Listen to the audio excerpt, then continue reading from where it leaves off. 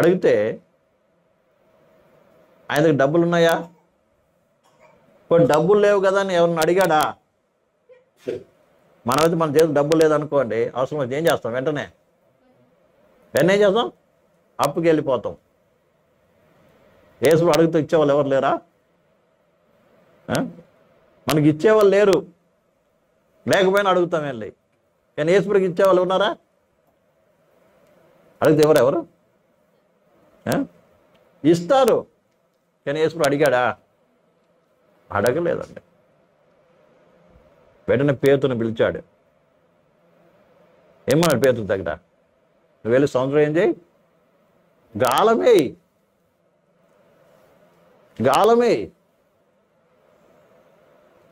ఆ గాలంలో ఏమొస్తుంది నీకు? ఒక నాణ్యం వస్తుంది. అది తీసుకొచ్చి ఏం చేయి?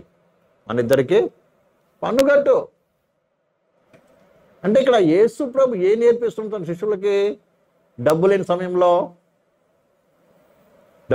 ఏం చేస్తున్నాడు అండి? అప్పు చేయమని నేర్పించట్లేదు. అర్థమైందా? మనకి ఎందుకు అప్పు అవుతుందండి? చాలాసార్లు అవసరానికి మించి మన ఖర్చులు ఉంటాయి, అవసరానికి మించి మనం ఎక్కువ ఆలోచన చేస్తాం. అర్థమవుతుందండి? మనం ఉన్న దాంట్లో బతకగలము, ఉండగలము. కానీ మనకేం కావాలి? ఈ లోకాన్ని చూసి, లోకపదిని చూసి వాళ్ళలాగా మనం ఉండాలనుకుంటాం. కాబట్టి మనకేమవుతుంది? ఆదాయానికి మించినటువంటి చేస్తూ ఉంటాం. ఆదాయానికి మించి ఏం చేస్తాం? మనం చేస్తూ ఉంటాం.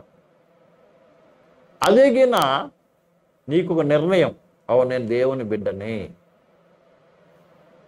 నేను విశ్వాసము ద్వారా జీవిస్తాను, కాబట్టి దేవుడు నాకేమి ఇచ్చాడో అందులో ఏం చేస్తాను మేము బ్రతుకుతాము అని ఒకవేళ నువ్వు నిర్ణయం తీసుకున్నట్లయితే అప్పుడు నిజంగా దేవుడు నేనేం చేస్తాడు? బ్రతికిచ్చి నడిపిస్తాడు.